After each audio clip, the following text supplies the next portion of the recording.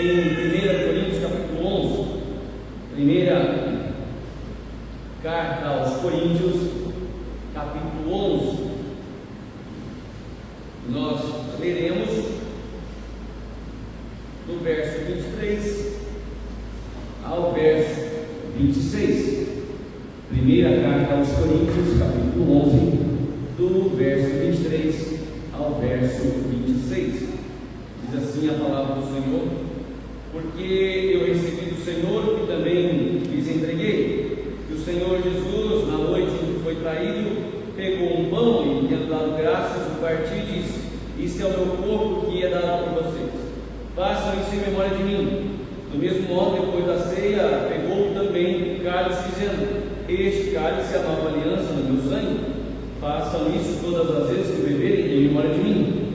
Porque todas as vezes que comerem este pão e beberem o cálice, vocês anunciam a morte do Senhor até que Ele venha.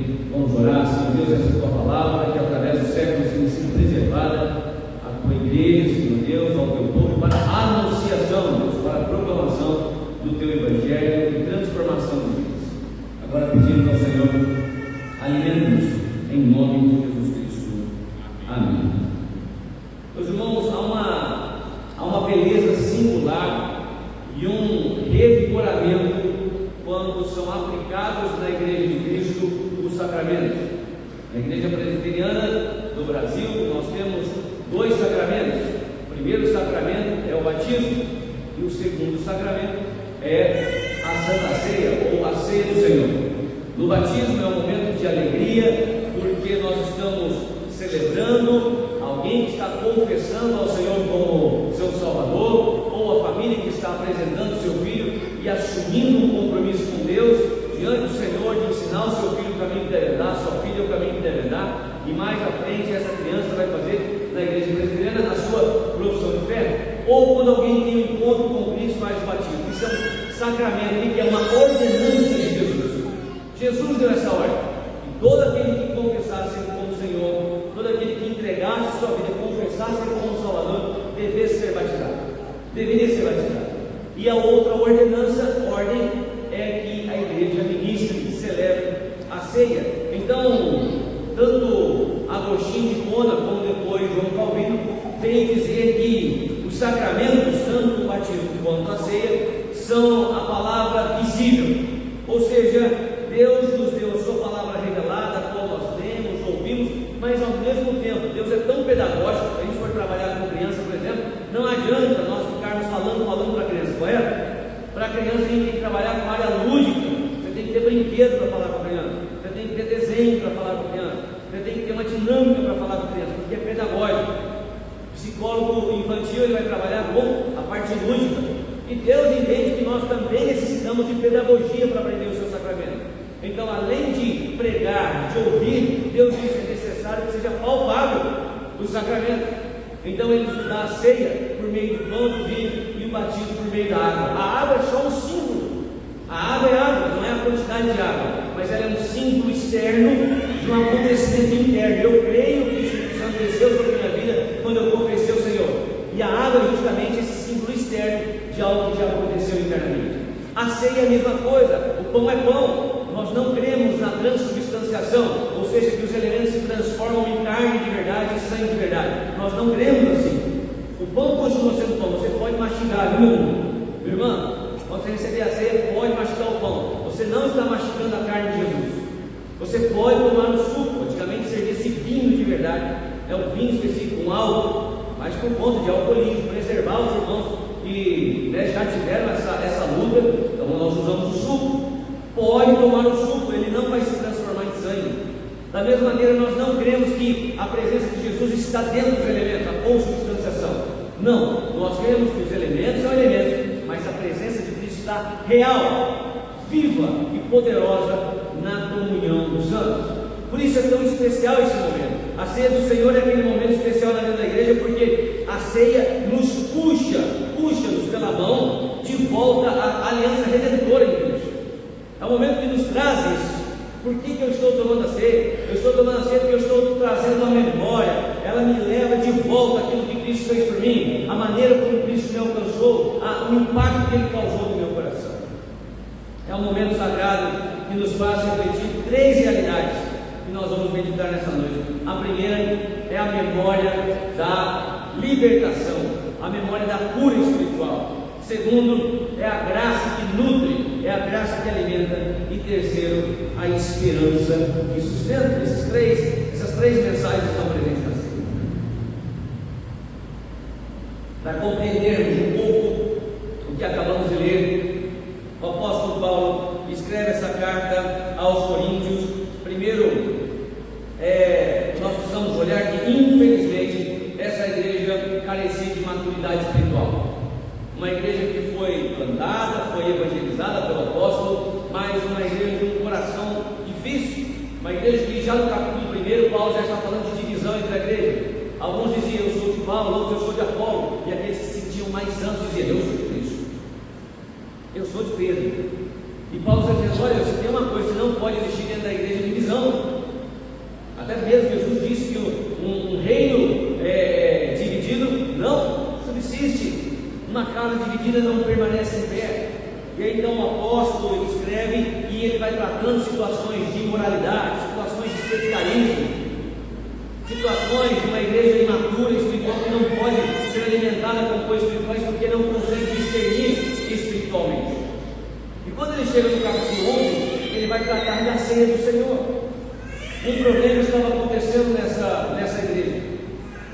O alimento, isso não é só na nossa cultura, ou na cultura grega ou judaica, mas você pode pesquisar depois nas culturas tribais. Comer sozinho em algumas tribos é uma violação gravíssima. O alimento não foi feito para ser consumido de forma solitária, ele tem que ser comunitário.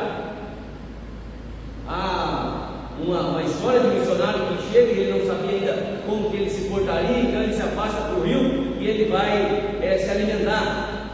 E aí então um integrante da tribo diz assim: por que você está cometendo tal grave quebra de regra da lei? Porque não posso vê-lo comer sozinho. Então ele pergunta por quê? Porque é um momento de comunhão, é um momento de interação. E se a gente pensar na nossa casa, qual é o momento em que a gente consegue reunir todo mundo e de fato ter uma conversa? Normalmente é em volta da mesa. É em volta da mesa. Só que aqui essa igreja não tinha essa sabedoria. Alguns irmãos chegavam antes e eles eram mais abastados, então eles não estavam preocupados com os demais. Eles se alimentavam antes, ao ponto de não sobrar nada. Eles bebiam e se embriagavam. Ou seja, não havia o discernimento da palavra ágape. Todas as vezes que as pessoas sentavam juntas era o momento ágape, o momento do amor. E o que mais faltava nessa mesa para aquela igreja era amor. Era amor. Enquanto isso, os irmãos mais pobres, talvez, os que tinham acabado de ser libertos de escravidão, os próprios servos daqueles que estavam ali, chegavam mais tarde, passavam fome e eram publicamente humilhados. E Paulo está dizendo: olha, vocês não estão entendendo qual é o propósito dessa mesa. E por isso que ele vai dizer: sentar a esta mesa indignamente é trazer juízo para si. Se você não sabe qual é o propósito real, se você não se assenta nessa mesa com um propósito real, você está trazendo juízo para si, porque é uma verdade, há uma proclamação, há um contexto espiritual, conceitual espiritualmente sobre essa mesa. E sentar a essa mesa indignamente é trazer juízo para si, sem discernimento é trazer juízo para si. A divisão social, a falta de empatia, o egoísmo estava destruindo, quebrando a verdadeira comunhão. E por isso o apóstolo entende que isso tem que ser tratado. Ele usa aqui duas coisas interessantes, dois conceitos interessantes de verbos. Eu recebi, e o que recebi, eu vos entreguei. O que ele está dizendo é o seguinte: olha, ele está desarmando o orgulho. Tanto que nós recebemos de Cristo, como qualquer coisa que nós oferecemos em Cristo, não é nosso. Sempre foi de Cristo, é graça.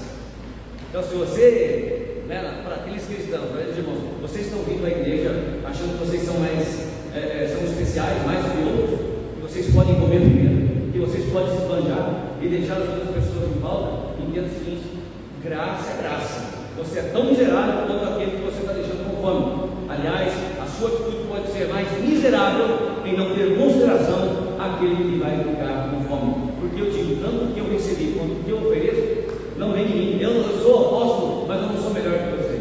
Agora, o que eu recebi, eu também vos dou. E então ele traz o que Jesus ensina sobre a ceia.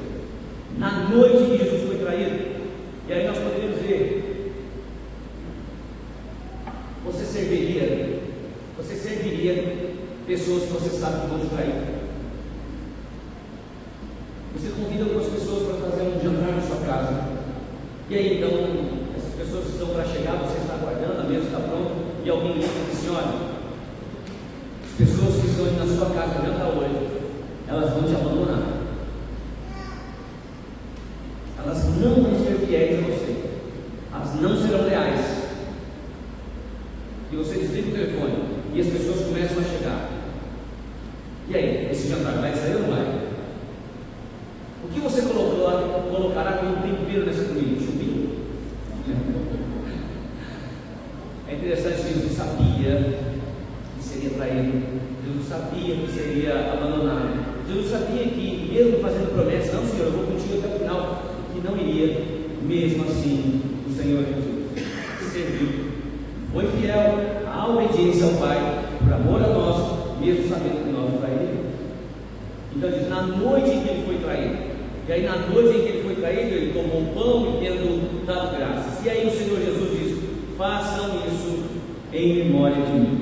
Paulo, é como se ele dissesse: irmãos, vocês precisam entender o que é essa mesa. Ela não é um simples jantar, essa mesa não é um ritual vazio, ela não é uma cerimônia de elite, ela é um meio de graça, é a maneira de Deus expressar a sua graça. Quando nós olhamos para a ceia, nós estamos olhando para uma pregação, nós estamos olhando para o símbolo que nos remete àquilo que Deus fez por nós, nos olhou quando ainda éramos pecadores, nos amou quando ainda éramos rebeldes, e nos tirou das trevas, nos trouxe para a sua luz, nos tirou de um tremendal de lama, colocou os nossos pés sobre a rocha, que é Cristo Jesus.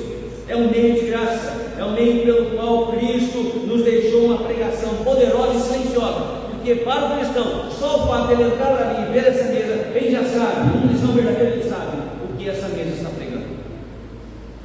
Paulo então destaca 3 pilares sobre a ceia. Primeiro pilar, memória, anamnese. Ele diz: Jesus falou, façam isso em memória de mim. Sentem-se juntos em memória de mim. Comam juntos em memória de mim. Relacionem-se em memória de mim. Estejam na mesma altura, porque quando nós assentamos à mesa, nós ficamos aqui, ó, na mesma altura. Sejam iguais em memória de mim. Cuidem-se em memória de mim. Tenham parte um com o outro, compromisso um com o outro em memória de mim. A memória, meus irmãos, quando se fala no contexto ao qual Jesus está, mesmo falando aramaico ou no contexto judaico, memória não tem a ver somente com uma questão cognitiva, não tem a ver com uma lembrança nostálgica ou afetuosa. Memória significa trazer toda a eficácia e os efeitos de uma realidade do passado para o presente.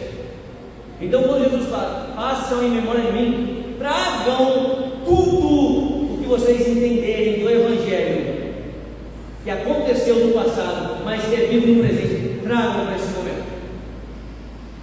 Tragam o poder da pregação do Evangelho, tragam o poder do Evangelho que é poderoso para a salvação. Tragam em memória de mim o sacrifício, tragam em memória de mim para esse momento a morte, mas tragam em memória de mim a ressurreição, a vitória sobre a morte. Façam isso em memória de mim. Façam isso lembrando quem eu sou. Se reúnam e comam, lembrando quem os fez um só corpo, o corpo de Cristo. Segundo pilar é a aliança. Ele diz: este cálice é a nova aliança, Jesus disse. Uma aliança que eu e você não podíamos sustentar e cumprir. A primeira aliança foi quebrada no Éden. Deus fez uma aliança com Adão. Deus deu liberdade para Adão para administrar a sua criação, para honrá-lo, para adorá-lo na sua conduta. Deus diz: coma de todos os frutos vocês podem comer, vocês podem desfrutar da vida que eu estou dando a vocês. Contudo, não comam daquele fruto. No dia que vocês comerem, vocês morrerão, mas se não comerem, vocês permanecerão vivos. Uma aliança de vida, um pacto. Adão foi lá e ele fez o quê? Quebrou esse pacto, quebrou essa aliança. E a partir daí, nem eu e nem você podemos mais cumprir essa aliança. Nenhum ser humano pode cumprir essa aliança, porque todos pecaram. E aí então, olha só, como é que a gente resolve esse problema se todos pecaram? Como é que a gente vai encontrar um ser humano? E Deus é justo na sua palavra. Se Ele diz que vai acontecer, vai acontecer. Se Ele diz que vai morrer, vai morrer. Não posso voltar atrás da minha palavra. E agora não tem um homem justo. Mas é interessante que o próprio Deus, Ele garante uma forma de que essa aliança seja mantida e cumprida. Qual é a aliança? Eu então, é unilateral, mas Ele diz, eu então, assumo. O Senhor assumiu a forma de homem. Ele faz uma aliança com o Pai, o sangue derramado na cruz. Então, a aliança que nós fazemos parte, não é uma aliança que nós fizemos com o Pai, não, é uma aliança que Jesus fez com o Pai, que Jesus cumpriu, e que Jesus selou com o seu sangue. Então, quando Jesus diz, este é o meu cálice, a nova aliança é quando vocês estão bebendo desse cálice, vocês estão lembrando de uma aliança que vocês não puderam cumprir, mas eu cumpri por vocês, que eu ofertei gratuitamente a vocês. E por fim, a proclamação: anunciais a morte do Senhor. A ceia, meus irmãos, ela é uma pregação.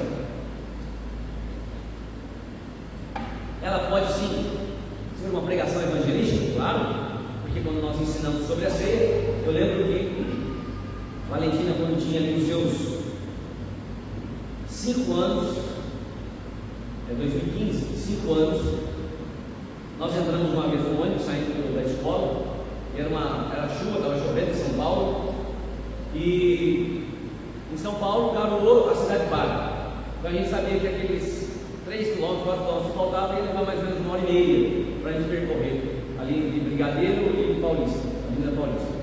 E aí uma moça começou a conversar com ela, e a gente falava da ceia, sobre a ceia, e aí então a Valentina virou para essa moça e falou assim: você sabe o que é a ceia? A moça, o quê? Ceia. Ela falou, ceia do quê? O pessoal vindo ali, ela sentada em cima daquela parte onde fica a roda do ônibus. Ceia que Jesus fez com os seus discípulos. A moça, não sei, eu vou te contar. E ela então explicou para aquela mulher que era ceia. Eu fiquei só ouvindo, deixei, eu falei, vamos na corda, né? Ela está na unção, deixa ela na unção. E ela explicou para aquela mulher o que era ceia. E ela falou que, olha, a ceia então, Jesus que morreu pela gente, ela explicou o que era ceia. A ceia ela pode ser evangelística, com certeza. Mas, meus irmãos, a ceia ela tem que ser uma pregação viva para nós cristãos, uma proclamação que realimenta a nossa fé. Por isso, quando nós comemos o pão, a gente não precisa comer um pão inteiro. Apenas um fragmento de um pão e apenas um pequeno cálice é suficiente para alimentar não o nosso estômago, mas para alimentar a nossa fé, porque revigora essa pregação do Evangelho sobre a nossa vida.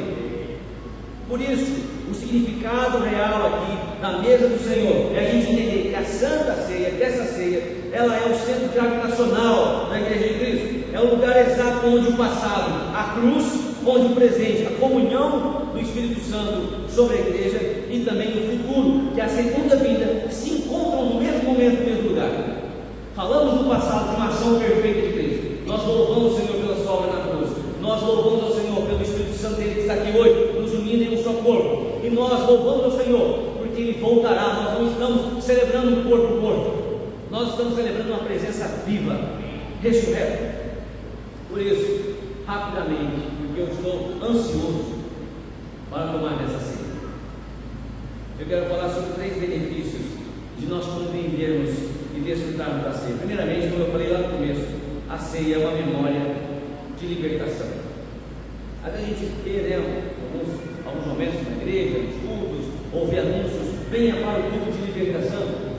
Entende? Pode ser libertação espiritual, libertação de dependência, mas a maior libertação que nós já experimentamos, que os cristãos experimentam, é a libertação da morte, da condenação eterna do pecado, dos grilhões da morte.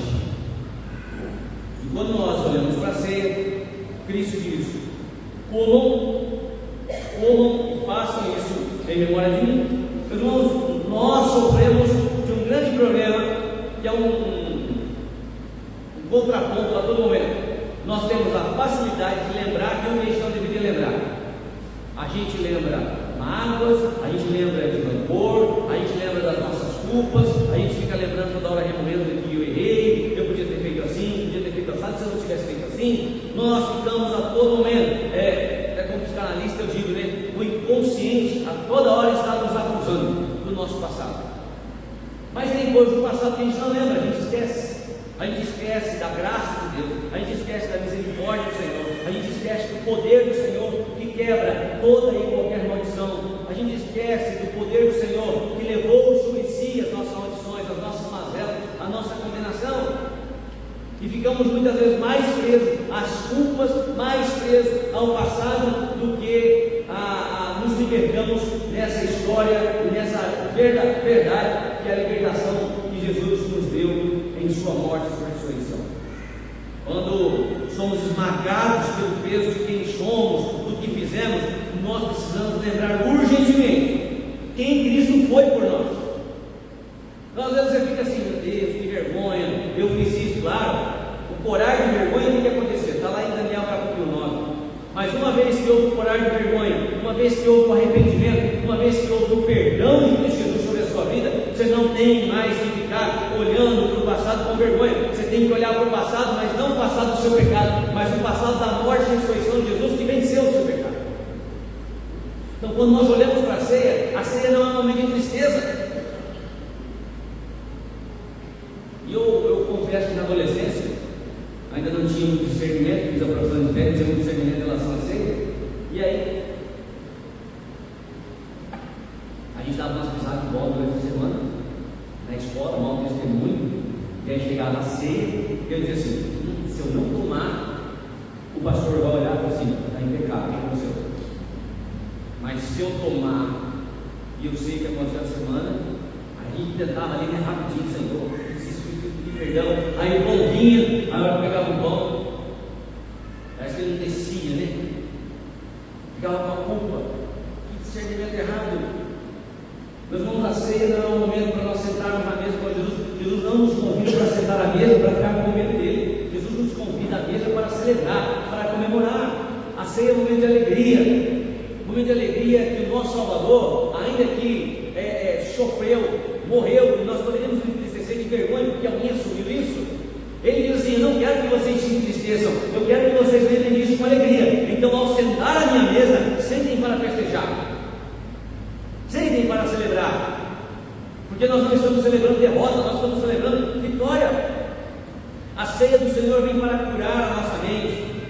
O puritano John Owen, em seu livro A Glória de Cristo, ele nos ensina a revelação da glória de Cristo é o maior privilégio que os crentes podem desfrutar nesse mundo. É ela que transformou a nossa alma na imagem divina. Então quando a gente tem essa revelação que Cristo fez por nós, e nos assentamos na sua mesa e temos a consciência de que isso nos remete ao que Ele é momento de festejar. A ceia do Senhor vem para curar a nossa mente. Ela substitui as nossas memórias de dor, de fracasso, de pecado, pela memória central do Evangelho. Jesus Cristo, o Cordeiro de Deus, que tira o pecado do mundo, tirou os pecados do meu coração. É como se o Espírito Santo, no momento da ceia, estivesse dizendo para nós: coma, se farte na vitória de Jesus, se farte na mesa do Senhor Jesus, porque você não é definido pelas suas falhas, você não é o resumo dos seus traumas, você é definido pelo alto preço que foi pago no Calvário. A ceia nos lembra disso, que um alto preço foi pago no Calvário. Esse é o meu corpo que foi dado por vós, esse é o meu sangue que foi derramado por vós, para que você não precisasse se sacrificar uma vez que o seu sacrifício seria insuficiente. Então, celebre nessa noite esta mesa. Segundo, a ceia não nos traz uma memória apenas de libertação, mas a ceia, ela nos traz a nutrição da graça. Nutrição da graça. O pessoal está aí, né, comendo proteína, mexendo proteína, menos carboidrato, vitamina D, creatina, nutrientes. É isso? A vida espiritual também necessita. Em segundo lugar, Jesus declara: este cálice é a nova aliança, como eu já falei. A teologia reformada, baseada nas Escrituras, ensina que não nos relacionamos com Deus nos nossos próprios méritos. Eu não me relaciono com Deus porque eu sou bom. Eu não me relaciono com Deus porque eu me comporto durante a semana. Eu não me relaciono com Deus porque eu fui eu ajudei as pessoas esse ano. Deus não é Papai Noel. Primeiro, Papai Noel não existe. Desculpa as crianças aí, é verdade? Bom? Papai Noel não existe. E Deus não é alguém que diz assim, se você se comportar, eu te dou um presentinho. Não. Tudo que recebemos do Senhor é graça. E essa graça é só por meio de Cristo. Por isso que quando nós oramos e dizemos o quê? Em nome de... Porque nós não temos acesso ao Santo dos Santos, senão por meio de Jesus. Lembra lá no Antigo Testamento? Nós tínhamos 3 alas, né? A primeira do tabernáculo, onde tinha acesso aos sacrifícios. Aí tínhamos a primeira câmara do tabernáculo, e depois nós tínhamos o Santo dos Santos. E no Santo dos Santos só entrava o sumo sacerdote. Cristo, ele vem para ser rei, não é isso? Reino. Cristo vem para ser profeta? Não, ele vem para ser a própria palavra. O profeta pregava a palavra, ele é a palavra. E Jesus vem para ser o que? O sumo sacerdote. Ele entrou no Santo dos Santos, e quando ele entra no Santo dos Santos, ele rasga o véu para que eu e você tivéssemos acesso ao Santo dos Santos. Mérito nosso? Não, graça. Por isso, se você quiser acertar a sua oração, comece a sua oração dizendo: em nome de Jesus, Senhor dos Senhores, Deus Altíssimo, grandioso, é que eu me apresento diante de Ti, porque é nos méritos de Cristo que eu posso falar diretamente assim, são nos méritos de Cristo que eu posso dobrar o meu joelho e entrar na presença do Altíssimo. A distância entre nós e o trono da glória são apenas 2 joelhos dobrados em nome de Jesus. Isso não é mérito nosso, isso é mérito de Cristo. Então, meus irmãos, a teologia reformada nos ensina isso, que é por causa dessa aliança entre o Filho, Jesus, na condição de homem, e Deus Supremo, o nosso Senhor Criador.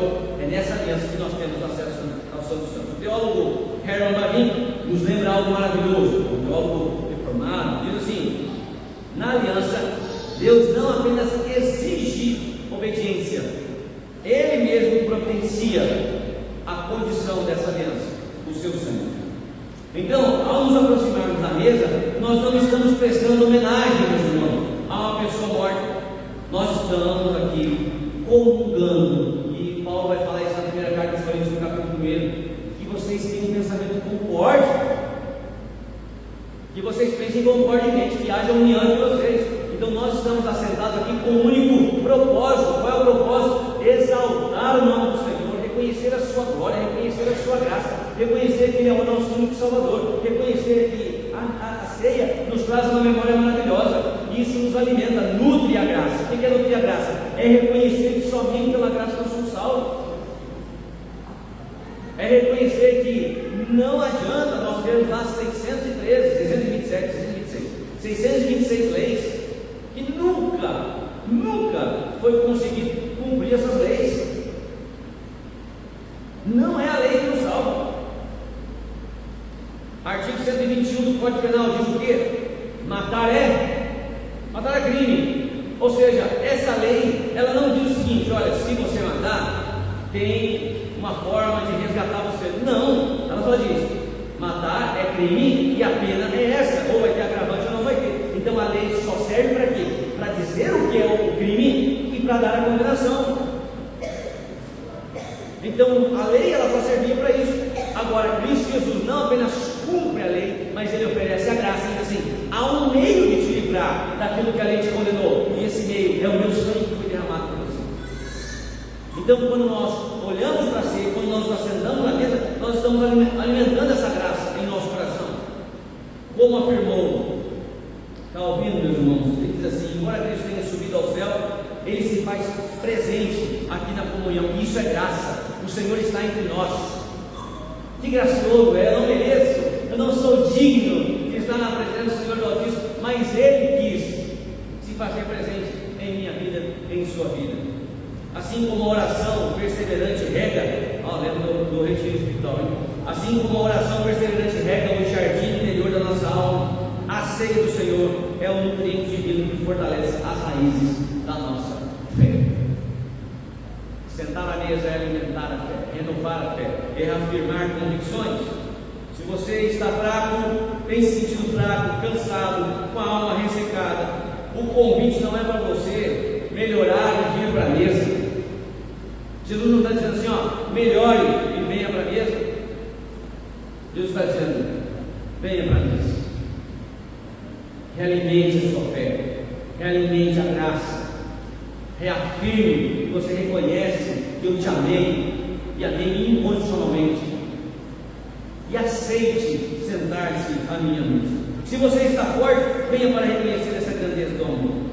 O grande médico das almas, que é Cristo Jesus, Ele oferece o remédio perfeito, o seu próprio amor. Ele mesmo se dá a nós.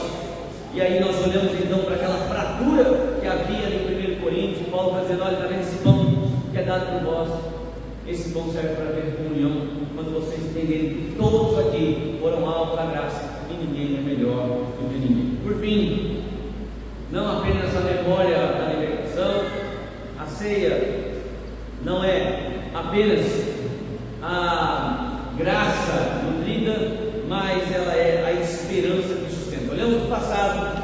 Qual é o passado? Cristo morreu e ressuscitou para nós. Qual é o presente? Ele está aqui agora.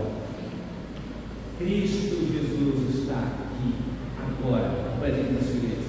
E o futuro? Por fim, o apóstolo Paulo faz uma declaração escatológica. Ele conclui dizendo, as palavras de Jesus: façam isso em memória de mim, porque toda vez que vocês fizerem, anunciarão a minha morte, até que eu...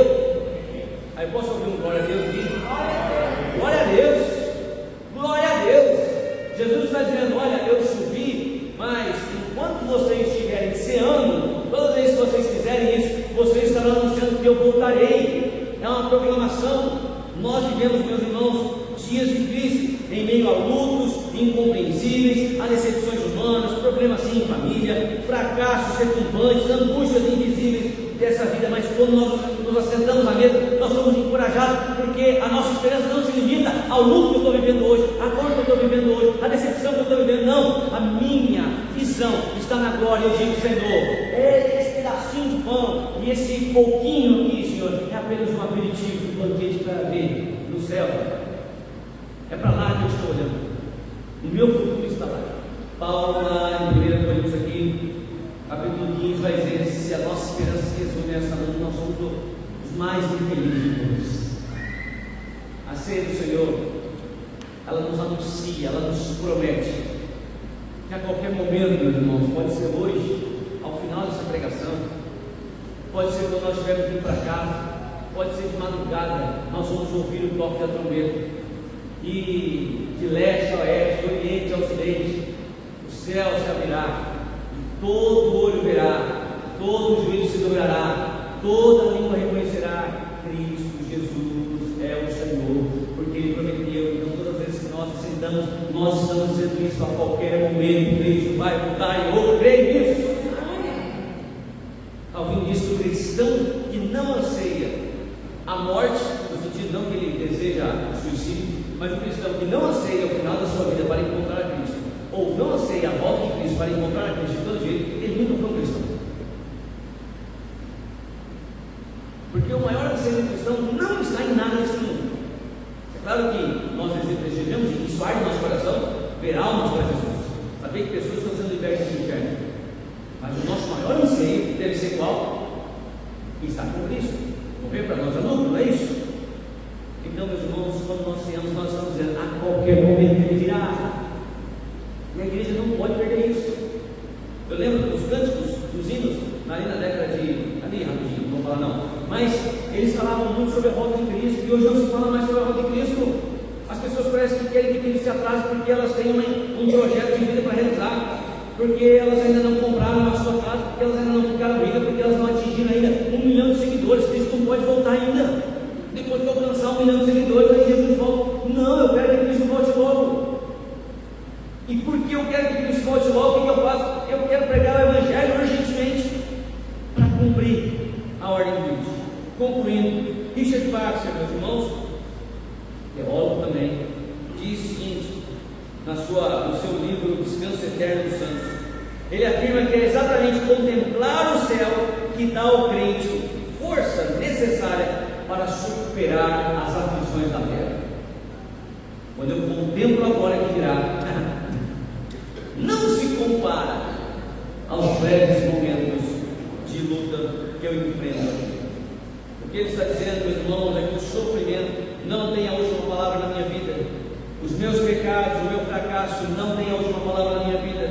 A morte não tem a última palavra na minha vida. A última palavra na minha vida é Cristo, que voltará e me levará juntamente com Ele para a eternidade. Essa é a última palavra. Satanás pode me cercar, Satanás pode me atormentar, Satanás pode me provocar, ele pode criar ciladas, ele pode sim querer me emboscar você e a sua vida, mas ele não tem a última palavra na sua vida. A última palavra na sua vida sempre será de Cristo. Então, nessa noite, quando você sentar nessa mesa, você vai dizer: Senhor, obrigado, Pai, porque nessa noite o Senhor está resolvendo algumas coisas no meu coração. O Senhor está fazendo como a gente faz lá em casa: a gente senta na mesa e resolve algumas questões. O Senhor está resolvendo que o meu passado não é marcado pelos meus pecados, o meu passado é marcado pela morte e ressurreição do Senhor que me livrou dos meus pecados. O meu presente, Senhor Deus, não é marcado, Pai, com a minha incapacidade de agradar. O meu presente ainda é marcado com a Tua graça, Senhor, porque é somente a Tua graça que sustenta a Tua misericórdia e se renova todas as manhãs. E o meu futuro, Senhor, obrigado por estar nessa mesa, porque nessa noite o Senhor mostra o meu futuro, e o meu futuro é o futuro da glória com o Senhor. Pela palavra nós vemos isso: a memória que liberta, a aliança, a graça que nutre e o futuro que dá esperança aqui nessa mesa. Então agora sim, examinemos agora. Vamos nos autoexaminar e dizer: eu tenho consciência real do significado dessa mesa em minha vida.